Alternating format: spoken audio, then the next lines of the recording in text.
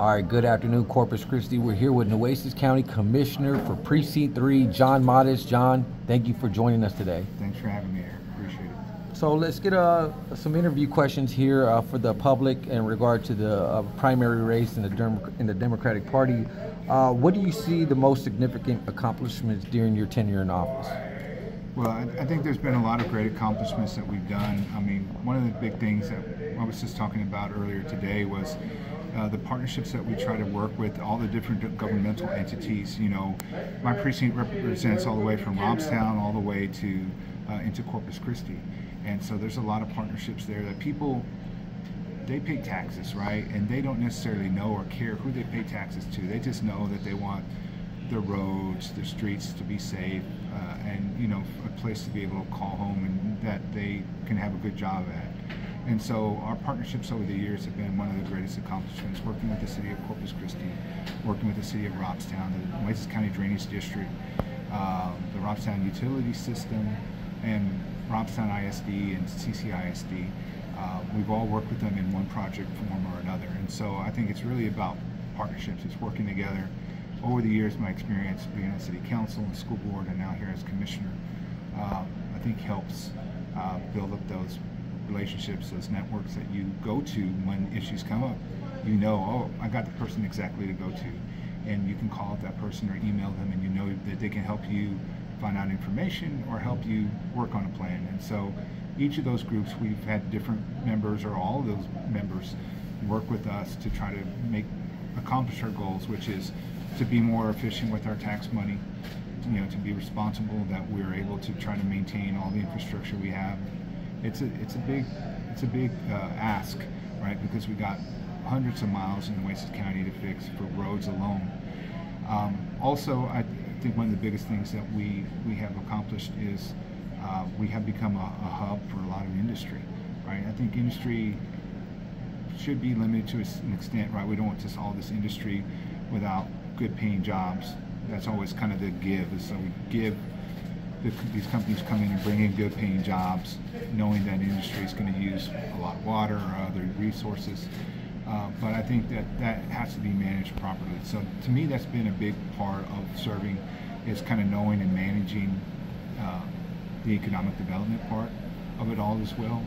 But I think working in collaboration with all those groups, developing a Colonial Self-Help Center here in Nueces County, which we never had before.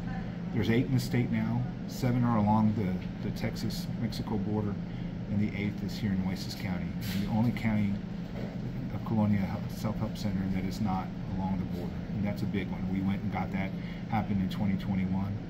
And also we got some state laws passed as well for law enforcement and also for volunteers, for internships and volunteer donations for the county. That was a big thing. Counties didn't know up until 2017 that any donation that they took and received was actually against the law at the time.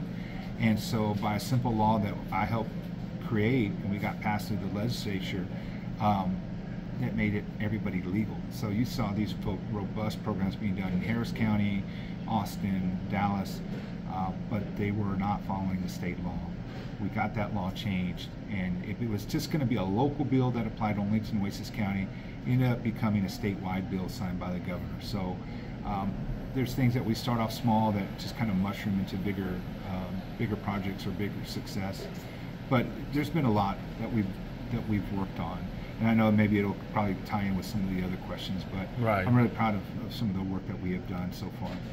How do you plan to address some key challenges facing the Precinct 3 in this upcoming term? I think, you know, obviously some of the key challenges, like I mentioned, are the roads, right? The infrastructure. I mean, we redrew the district lines for the precincts just in November of 2021. Prior to that point, my precinct had the most county mile roads in all of Nueces County. Now I'm about third, but I still have over 100 miles of county roads. When you look at the typical estimate of county roads to repair, it's $500,000 to $1 million, depending on materials you use and how good or bad quality they're in. Right. You're talking just my precinct alone, it could be upwards to $100 million or more. And that's just one precinct. We have 4 in the county. So that's a big challenge, right? How do we budget for that? How do we account for that? Another big issue has been flooding. Most people say, oh, we don't care about flooding, but you do when it's raining, right? And we're kind of in a dry spell, so we know that eventually we're going to get out of that.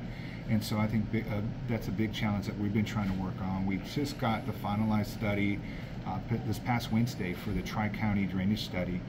There was a lot of battles on which direction to go, but that was a party agreement, 3 parties with Nueces County, Claiborne County, and Jim Wells County, working together, because the water comes through a lot of times from Jim Wells County, goes through us, through Robstown, Agua Dulce, Banquete, all the way out to the coast, and usually goes out and empties out through Baffin Bay. So that's how all 3 counties were connected. But drainage is a big issue that we face even here in Corpus Christi. So we've worked on that plan where we have funds that we're waiting to have finalized from the state. Once we get those, we have the plans in place, we have the partnerships in place, and we'll be able to address a lot of flooding. Now, will it eliminate flooding? No, it won't. But will it help reduce the type of flooding? When I first got in office, and we had 2 major flooding events in May and July of 2017, where we had 1 to 2 feet of water into the city of Robstown, into Corpus Christi, and all the rural areas also. They had nowhere to go but just evaporation, and to eventually go out through the creek beds that were filled up with water. So that took a while to adjust. So we're going to be working on those issues. We have that plan, and we're just waiting on the funding to be finalized. And then the third one, as I mentioned, is collaboration. So it's the roads, the infrastructure, it's the drainage, and it's collaborating, doing more with less, working with our partners in the community that we've already been working with to find solutions. They have a problem, we may have the funding, or vice versa. You work together to bring all the funding together so you can get these things accomplished. So those are the 3 big areas that I really try to hit on, that I've been running on when I first ran, and kind of guided me all these years that I've been here, and are still priorities that will never go away. We just have to keep those issues in the forefront. And of course, economic development is another, but that, I would say the top 3 would be those. Yeah, so what is, can you outline your vision for economic development and infrastructure improvements inside Precinct 3? Because I do know that there's an ammonia plant that's also being proposed in between Robstown and Cal Island. Can you touch on that? That one's actually in Precinct 1. That's in Commissioner Hernandez's area, but it's going to impact the communities of Robstown and Corpus Christi, and anyone living in the rural areas in between those 2 cities.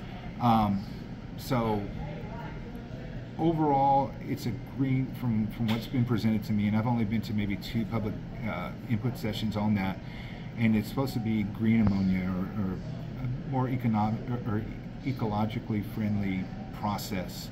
And depending on when it's completed, it could be the first in the U.S. or first in the world ever.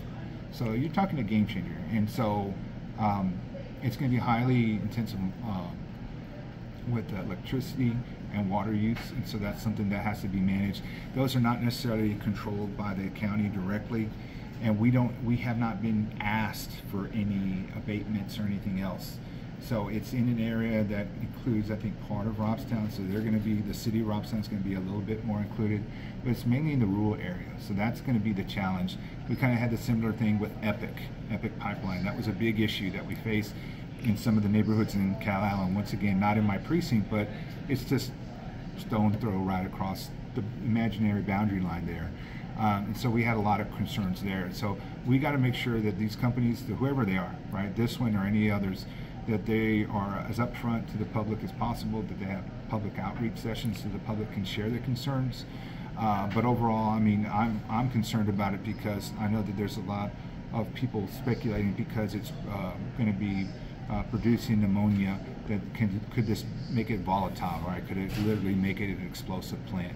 Those are things that I know that their management team and their communications team are going to have to get out and answer as a community, but definitely a concern. I mean, we can't just write a blank check to every industry. I think that's one of the things I kind of was alluding to earlier, is that industry is good to bring jobs, good paying jobs. We want that, but we also have a checks and balance to it. Right. So that's important to me. But that's one of many plants that we've had come into the community. That one's not necessarily within the precinct, but of course Tesla is a big one. I mean, that's really been the game changer and has really brought a lot of attention to our area for more companies that are buying up more land. And so we got to be careful, right? We have a lot of refineries, which bring good paying jobs. As mentioned to you off camera earlier, I mean, just family and friends that we have that we know in our community that make their livelihood off of working for industry. And industry, I feel, has been responsive for the most part. Now, on the social justice issue, I get it. I agree, because I got family that live in Hillcrest. And they don't bother me with it. Even if I didn't have family, I would still be very concerned about it, right? Looking at the social justice issue, the desalinization issue, the plant that's being planned by the city in Port of Corpus Christi. Even if everything's followed by the letter of the law, and even if the technology is better or safer than you would find in other countries, we still got to be concerned is the perception that we're giving to our communities, especially our communities of color, of diversity, that why are they being singled out for these kind of facilities? That's a concern to me. And like I said, it's not just because it's family, it's because it's the right thing to do. And we got to, even if it is the safest thing that we can do, we still got to answer those questions. We still got to make sure that those industries, those companies are accountable. And we as elected officials, I mean, there's only so much we can do if we can't approve or not approve a permit, but we could still use the bully pulpit that we have to call out these issues and these concerns.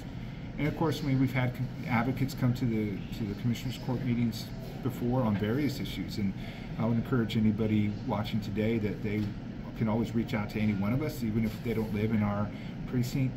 You know, we represent the entire county. I mean, I take calls from people from Agua Dulce still, even though I don't represent that area anymore, or maybe from Bishop or from the island. So take advantage of your elected officials at the Commissioners Court, and we can always ask questions on your behalf or try to create a forum to where maybe you can come and speak out about it.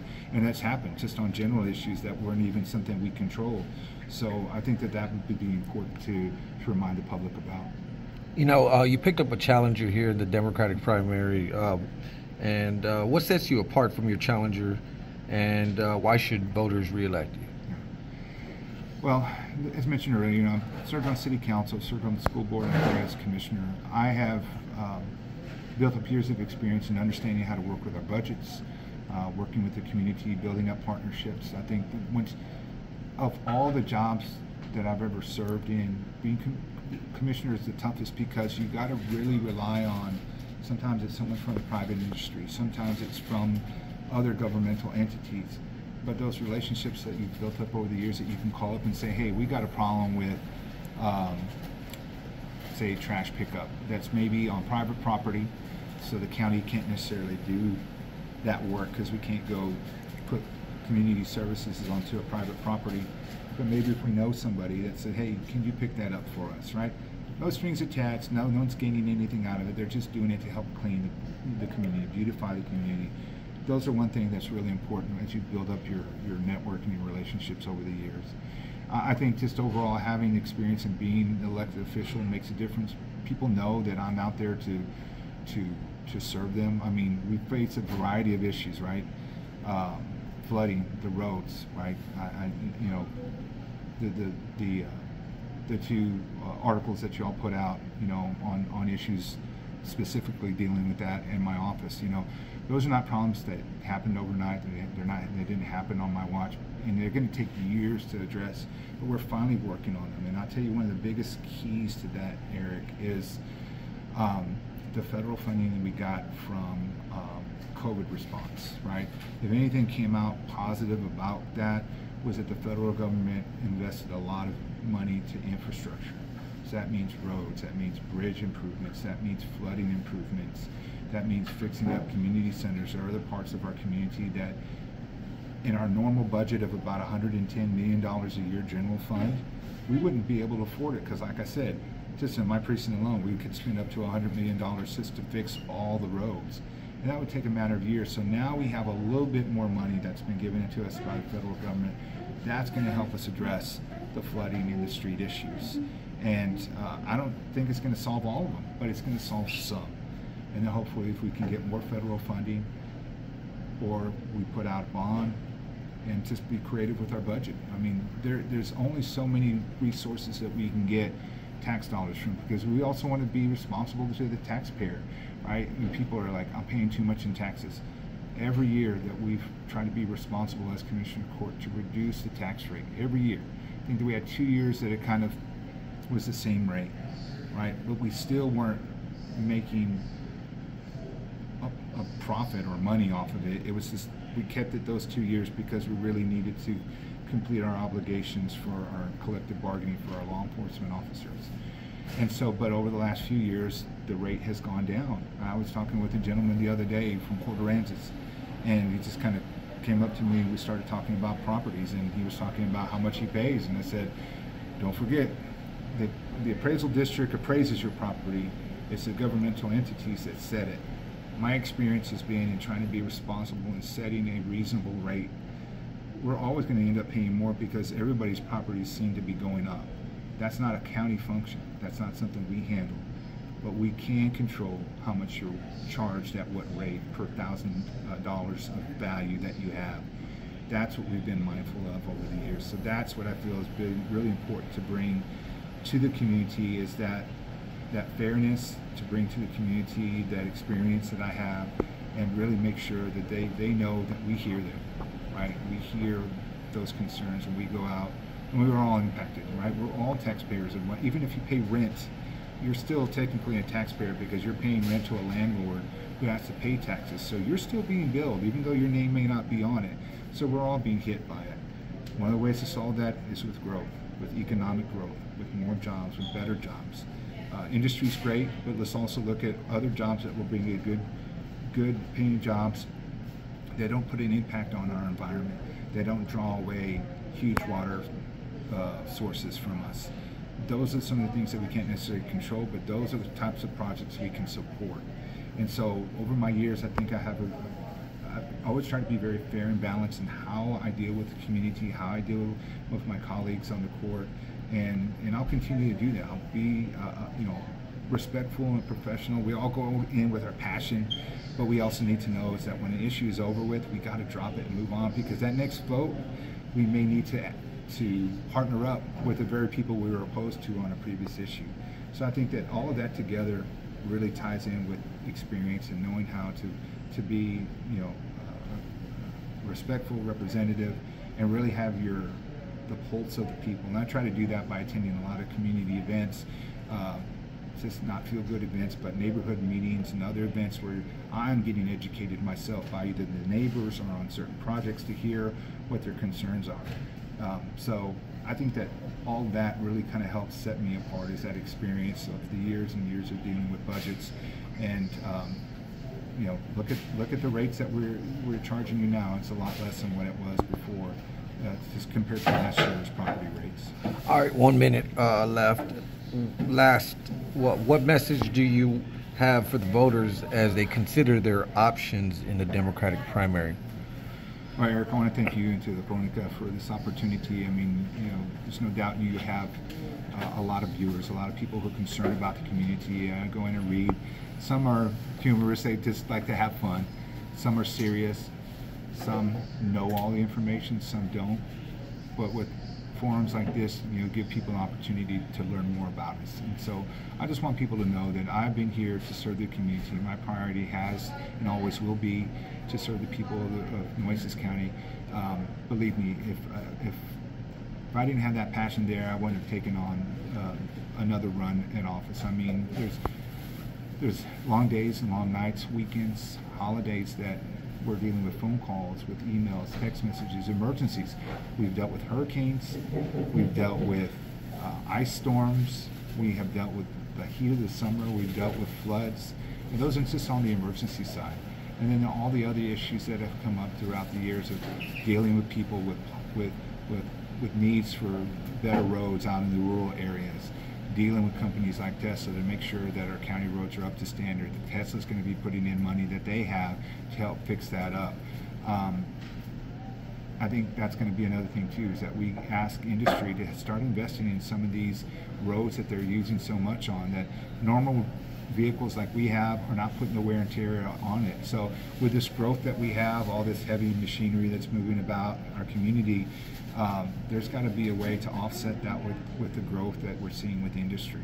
So it's going to be a collective effort, right? It's going to take everybody working together. And like I said, we got to put personalities, we got to put egos aside and do what's best for the community. And that's why I'm running, because that's always been my intent. You may not agree with me on any issue, right, for the voters out there watching, but know that I've always been someone to try to be respectful to anyone. When I'm looking down, I'm writing notes because I want to remember anything and everything everyone says for public comment, no matter who it is, good or bad. So that's just how I run my office as a commissioner.